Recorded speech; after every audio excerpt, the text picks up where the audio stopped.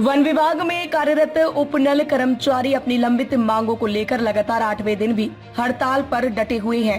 कर्मचारियों का कहना है कि कई बार निवेदन और ज्ञापन देने के बावजूद उनकी मांगों पर विभाग द्वारा कोई कार्यवाही नहीं की गई, जिसके चलते उन्हें हड़ताल का रास्ता अपनाना पड़ा है।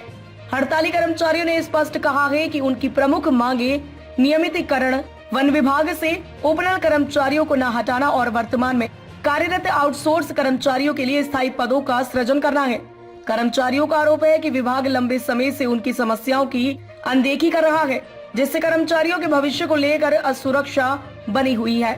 हड़ताल स्थल पर कर्मचारियों ने कहा कि वे वर्षों से वन विभाग में महत्वपूर्ण कार्य कर रही हैं, लेकिन उन्हें न तो नौकरी की स्थिरता मिल रही है और न ही उचित सुविधाएं।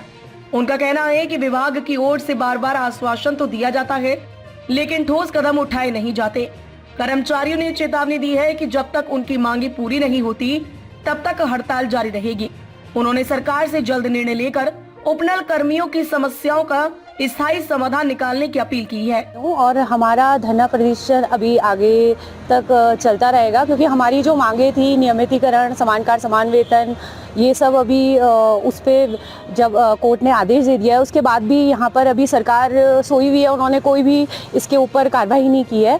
तो हमारा यही रहेगा कि जब तक कि सरकार जागती नहीं है इस बारे में, तब तक हम लोग इस धरना प्रदर्शन में बैठे रहेंगे और इससे कार्य भी प्रभावित हो रहे हैं। तो ये सरकार को सोचना चाहिए कि अगर एक आम इंसान है उसको भी समान कार्य समान वेतन दिया जाए, क्योंकि हम भी कार्य पूरा जैसे परमानेंट स्टाफ है वैसे करते हैं, तो हम लोग भी उस तरीके से काम कर रहे हैं।